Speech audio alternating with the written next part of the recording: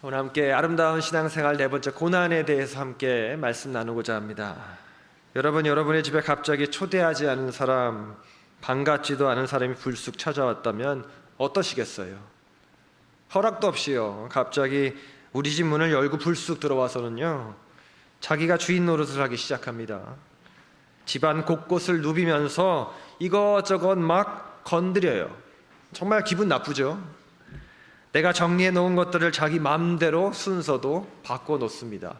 어떤 분은 이러면 굉장히 화가 나는 분들이 계세요.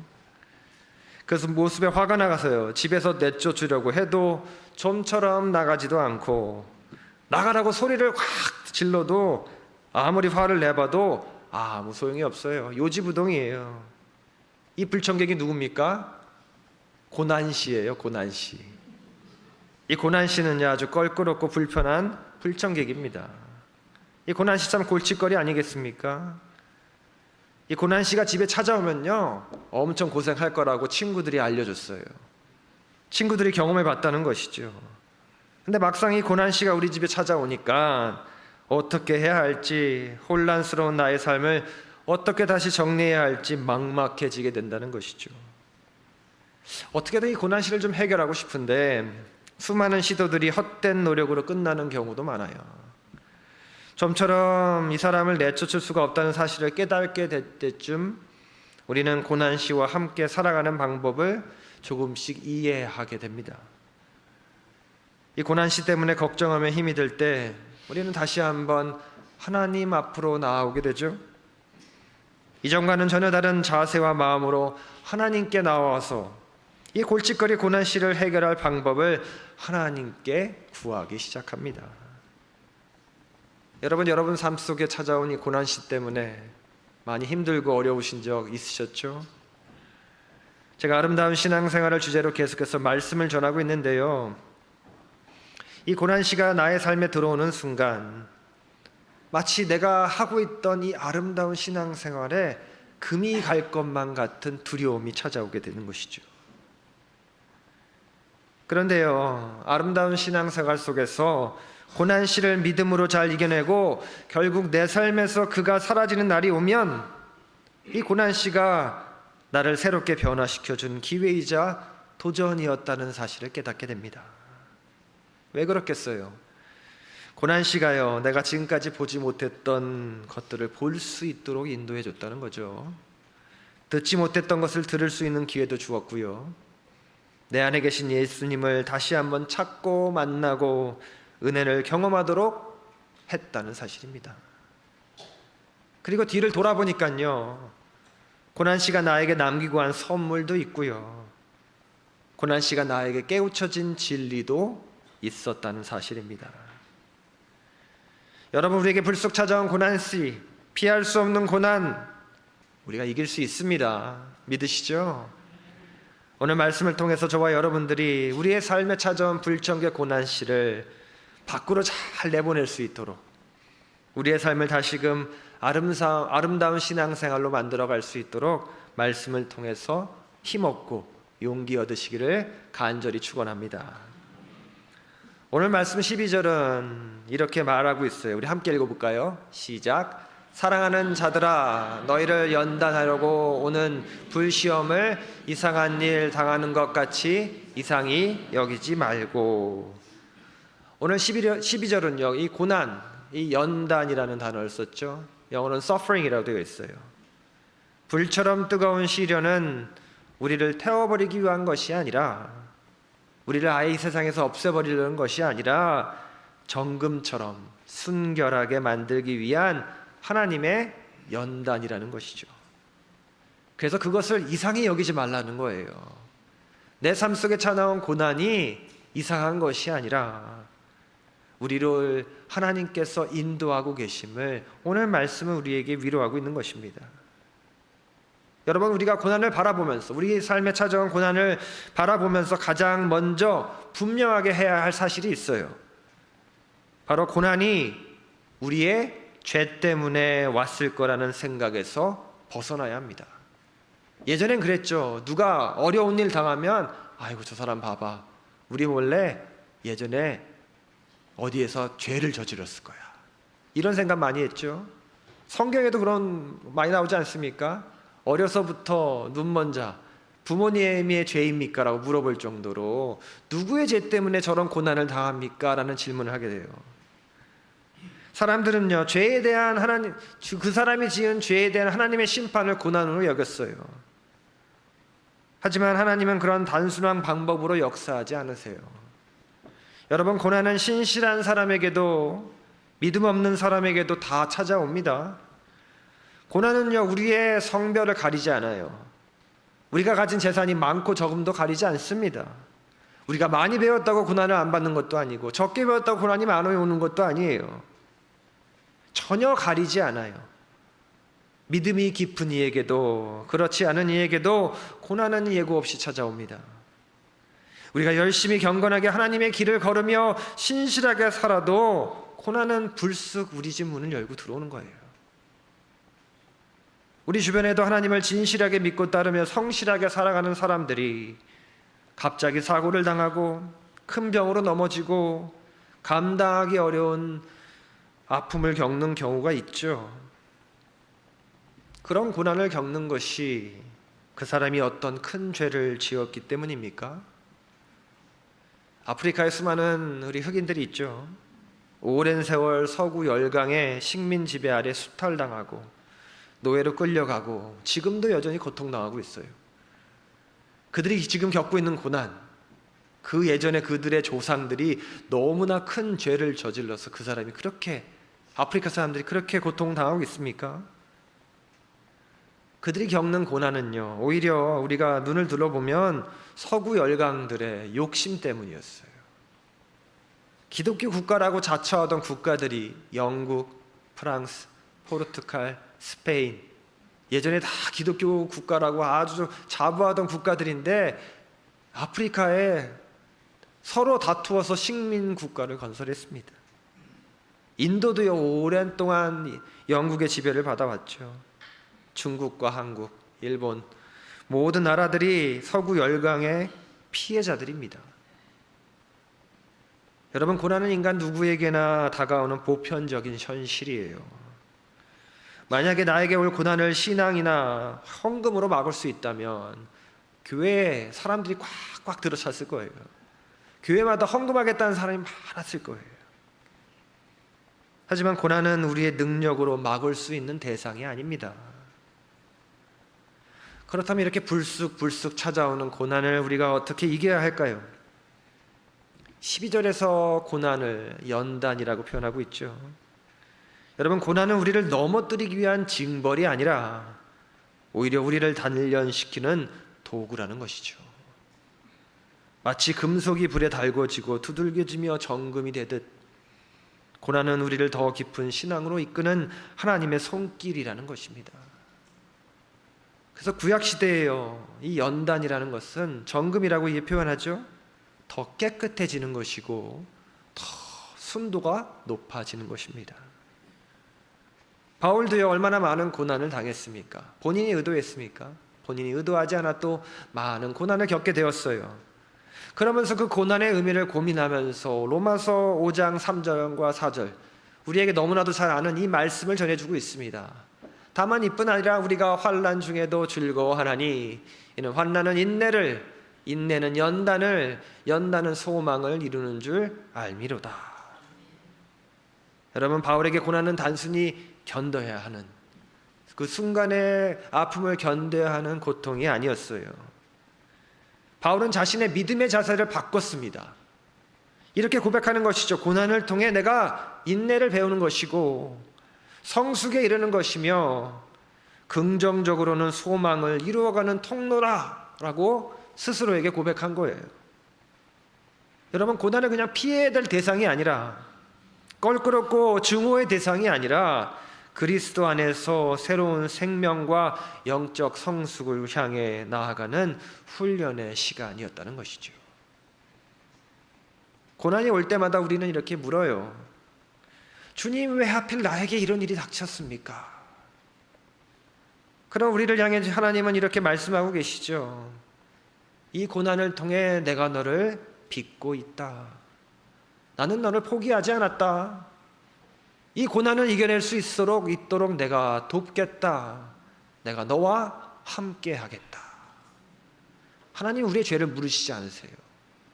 너 이런 죄 졌잖아. 그러니 이 벌을 받은 것은 당연해.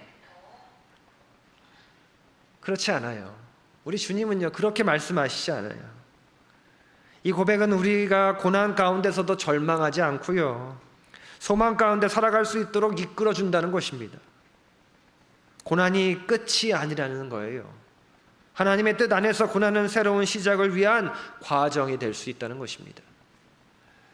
오늘 말씀을 준비하면서 제가 읽은 책 중에 하나가 폴 트립이라는 목사님이 쓰신 이 고난, 영어로는 suffering이라는 책이에요. 이 책을 읽으면서 제가 참 많은 감동과 울림을 받았습니다. 목사님이 겪은 고난을 통해서 목사님이 얻을 수 있었던 두 가지를 이야기하세요. 첫 번째는 자아라는 우상을 발견했대요. 목사님 평소에 운동도 잘했어요. 막 사이클도 타시고요, 건강을 아주 관리를 잘 하셨더라고요. 잠도요 적게 자요. 일부러 적게 자는 게 아니라 본인이 계획해 놓은 대로 열심히 살아갑니다. 심지어는 낮잠을 자는 사람을 뭐라고 해요? 아니 이 귀한 시간에 어떻게 낮잠을 잘 수 있냐고. 사역을 너무나도 왕성하게 했습니다. 쉬지 않고 열심으로 일하는 것을 미덕으로 삼았어요. 이렇게 읽다 보니까 마치 우리 이민 1세분들 같더라고요. 아침 일찍 일어나서 새벽기도 오셨다가 또 하루 종일 장사하시고 회사 일하시다가 또 밤에 들어오셔서 열심히 일하시는 분들이 생각이 나더라고요. 목사님 평소에 몸에 아무 문제가 없었어요. 그래서 이제 정기적으로 체크업을 받고요, 의사가 이제 그 체크업 결과를 한번 논의하자고 찾아가는 길이었어요. 그날도요 너무나 기쁜 마음에 야구 경기도 보고 이제 의사 선생님 찾아갑니다. 근데 의사 선생님이 갑자기 신장에 이상이 생겼다는 이야기를 하신 거예요. 그러면서 당장 입원을 해야 한다는 겁니다. 당장 입원을 했는데 알고 보니 조금만 늦었어도 신장이 다 망가져서 복구가 불가능할 정도였어요. 그때부터 치료가 시작됐는데요, 너무나 큰 고통이 찾아와서 어찌할 바를 몰랐다는 것이죠. 2년간 6번의 큰 수술을 받아야만 했습니다. 2년 동안 목사님이 자신에게 불쑥 찾아온 이 고난을 경험하면서 지금까지 자신의 모습이 얼마나 더 우상적이었다, 자아 자체가 우상이었다는 것을 발견하게 돼요. 자기 중심적이었고 교만했던 사실을 깨닫게 됩니다. 모든 일들을 다 이루어냈다고, 내 스스로 이루어냈다고 자부했고 자신했지만, 그리고 왕성한 이런 생산력, 모든 것들을 잘 이루어갔던 것들을 스스로 취해감에 있었던 것을 깨닫게 된 것이죠.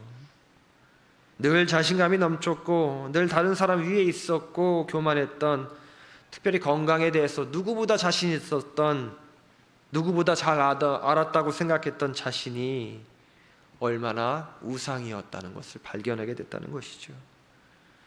하나님은 고난을 통해 목사님 스스로를 다시 볼 수 있게 인도해 주셨어요. 두 번째는요, 비현실적인 기대예요. 목사님은 사람들을 향해 그토록 구원을 부르짖었고 그렇게 설교했는데 정작 자신 안에는 다른 생각을 했다는 거예요. 나는 늘 신실한 삶을 살고 있고 내 몸도 건강하니까 나의 삶 속에는 아무 문제가 없을 거라는 기대를 했다는 거예요. 이게 비현실적인 거라는 겁니다. 본인의 내면뿐 아니라 외면까지 자신에게 연약함이라는 것은 존재하지 않는다라고 늘 비현실적으로 기대했다는 거예요. 그런데 스스로를 뒤돌아보니까 교만으로 가득 차 있었다는 거죠. 고난을 통해 이런 사실을 깨닫고 나니 지금까지의 자신의 삶이 다시 보이기 시작했다는 것입니다. 여러분, 고난은요, 지금까지 내가 보여주고 싶었던 모습, 내가 꾸몄던 모습, 본래의 내가 아닌 모습을 벗겨내고 진짜 나의 모습을 보여주는 거울과도 같은 것이에요. 하나님은 고난을 통해 우리에게 진짜 나의 모습을 발견하게 해주시는 것이죠. 저희 삶 속에서 가장 큰 고난 중에 하나는 저희 어머니에게 갑자기 불청객으로 찾아온 백혈병이었어요. 정말 이건 말이 안 된다라는 생각을 했어요. 왜냐하면 제가 이제 유학을 23살에 와서 그때부터 이제 어머니하고는 전화로 통화를 했죠. 전화 통화할 때마다요, 어머니가 70%는 건강에 대해서 얘기를 하세요. 그래서 뭘 먹어야 되는지, 뭘 먹지 말아야 되는지, 어떻게 운동을 해야 되는지, 제가 그걸 매번 듣는데 너무 힘들더라고요. 왜냐하면 저는 열심히 저도 나름대로 운동을 잘 하면서 건강관리하고 있는데 전화할 때마다 건강관리 이렇게 하라고 말씀하세요. 한국 분들이 아마 의사보다 더 잘 아시고 의사보다 더 약을 많이 아실 거예요.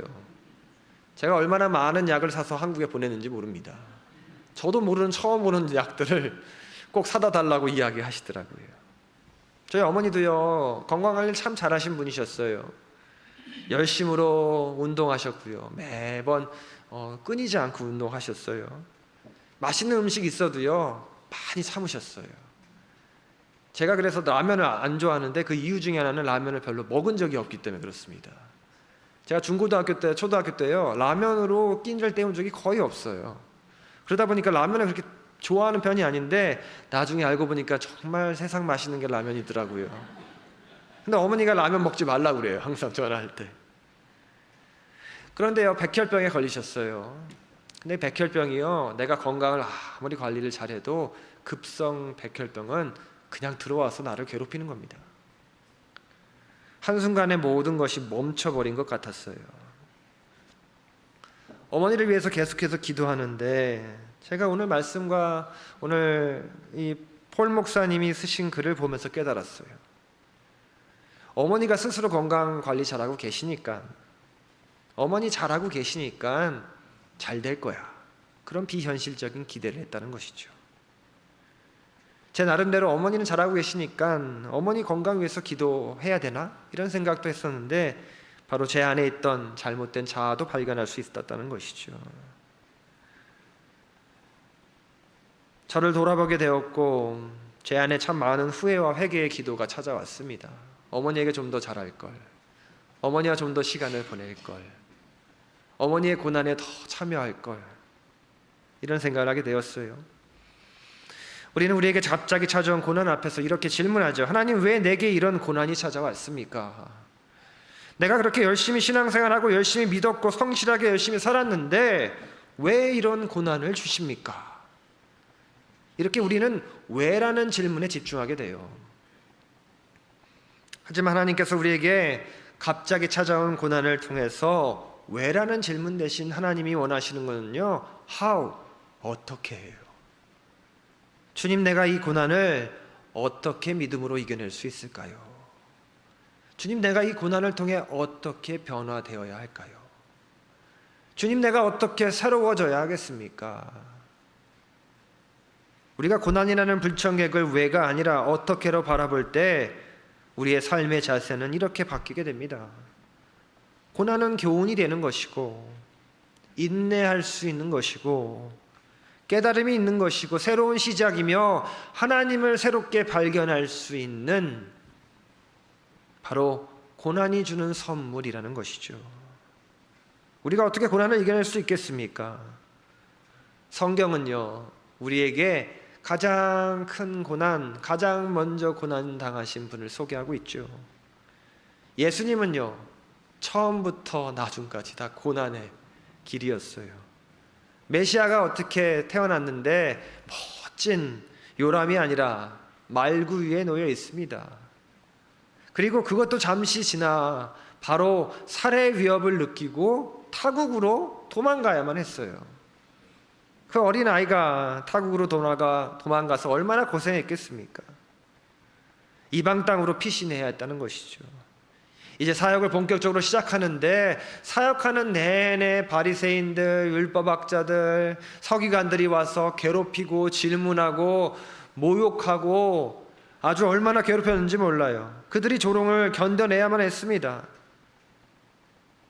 정말로 소중하게 뽑았던 12명의 제자 가운데 여러분, 겟세마네 동산 기도 있죠?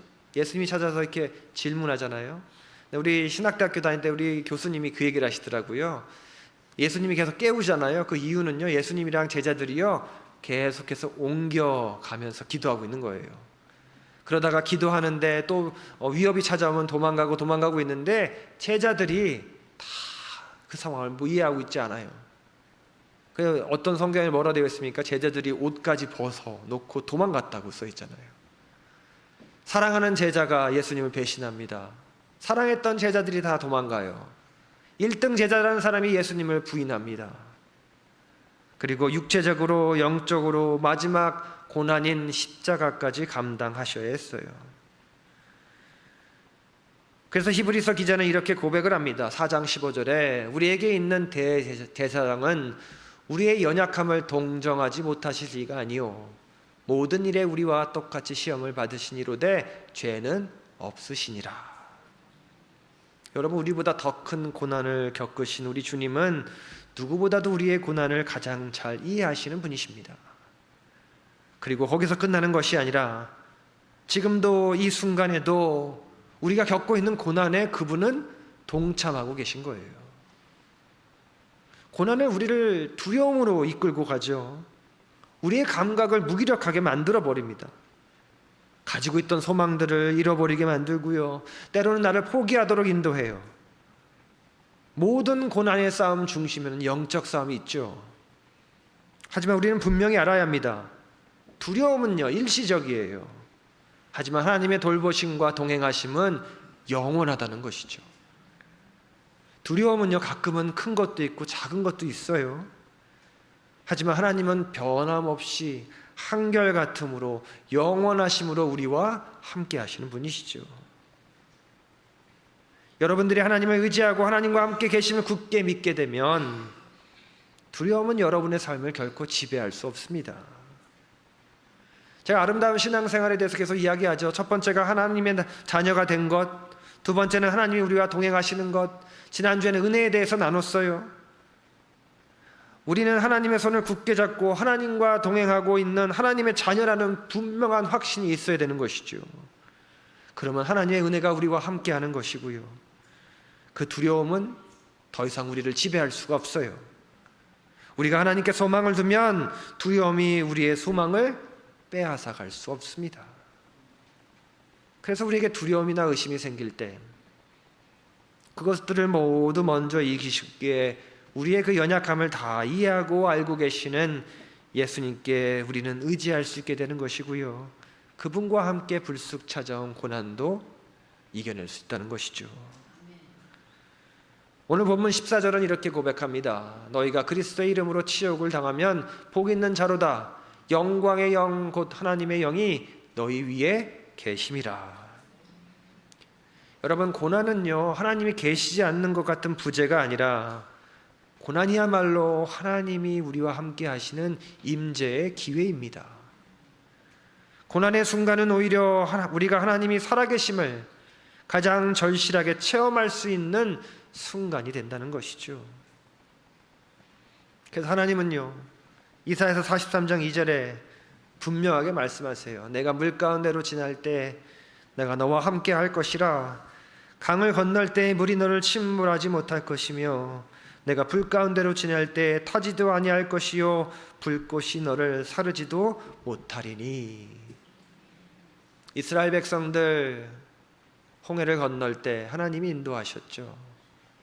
다니엘의 세 친구 그토록 힘들고 어려운 상황 속에 풀무불에 던져졌어도 털끝 하나 상하지 않았습니다. 여러분, 고난이 크면 클수록 그 속에 임재하시는 하나님은 더 가까워질 수 있는 거예요. 우리가 고난을 시험으로 받는 것이 아니라 하나님의 임재로 이해할 때 우리는 하나님의 더 큰 사랑을 경험할 수 있게 될 것입니다. 사랑하는 LA 복음연합감리교회 성도 여러분, 고난 앞에서 왜라는 질문을 하시기보다 어떻게라는 질문으로 다가가시기를 축원합니다. 하나님, 내가 어떻게 이 고난을 이겨내야 할까요? 하나님, 어떤 지혜를 주고 계십니까? 하나님, 어떻게 나를 담대함으로 인도하고 계십니까? 성경 속에서 고난을 이기고 우리에게 큰 믿음을 선물한 사람들은 자신의 고난을요, 저주나 하나님이 주신 벌로 여기지 않고요, 소명으로 받아들였어요. 그 고난을 통해 하나님이 더 큰 일을 감당하는 도구가 될 수 있다고 믿었기에 성경에서는 우리에게 많은 사람들이 고난을 이겨내고 하나님의 도구로 사용됨을 보여주고 있습니다. 오늘 여러분에게 불청객 같고 꼴도 보기 싫은 이 고난시가 찾아왔다면 그 고난시를 부정하거나 두려워서 겁내지 마시길 바랍니다. 이 고난시를 통해 하나님을 더욱더 발견하시길 바라요. 고난이 지나간 자리에 남는 것은요, 우리에게 상처가 아니라 은혜만 남을 줄 믿습니다. 고난은 하나님이 더 가까이 나아가게 만드는 은혜의 길이라는 것이죠. 여러분, 아름다운 신앙생활은요, 고난이 있기에 더 값진 것입니다. 그리고 고난이 있기에 더욱더 성숙해지고 성화의 길로 나아갈 수 있게 되는 거예요. 고난씨는 불청객이었지만 그가 떠날 자리에는 하나님이 주신 선물이 있을 줄 믿습니다.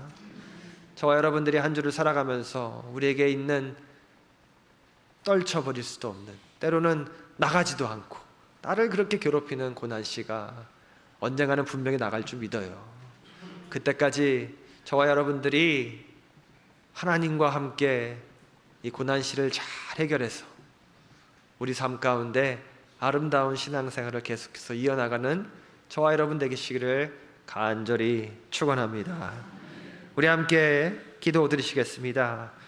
사랑의 하나님, 오늘 우리에게 주신 말씀을 통해 고난이 우리를 넘어뜨리기 위한 것이 아니라 우리를 연단시키시고 주님께 더 가까이 이끄시는 도구임을 알게 하시니 감사를 드립니다. 불쑥 찾아온 고난 앞에 왜라고만 묻던 우리의 마음이 이제 어떻게 이 고난을 믿음으로 이겨낼까라는 마음으로 바뀌게 하여 주시옵소서. 고난 중에도 우리를 절대 떠나지 않으시고 함께 하시는 예수님의 사랑을 깊이 경험하게 하시고, 우리 삶에 찾아온 고난을 통해 내 안에 자아의 우상을 깨버리고 비현실적인 기대를 내려놓으며 오직 참된 믿음과 소망 위에 서게 하여 주시옵소서. 주님, 고난이 지나간 자리에 상처가 아니라 은혜만 남게 하시고 더 깊은 신앙과 더 넓은 사랑으로 자랄 수 있도록 인도하여 주시옵소서. 예수 그리스도의 이름으로 기도드렸습니다. 아멘.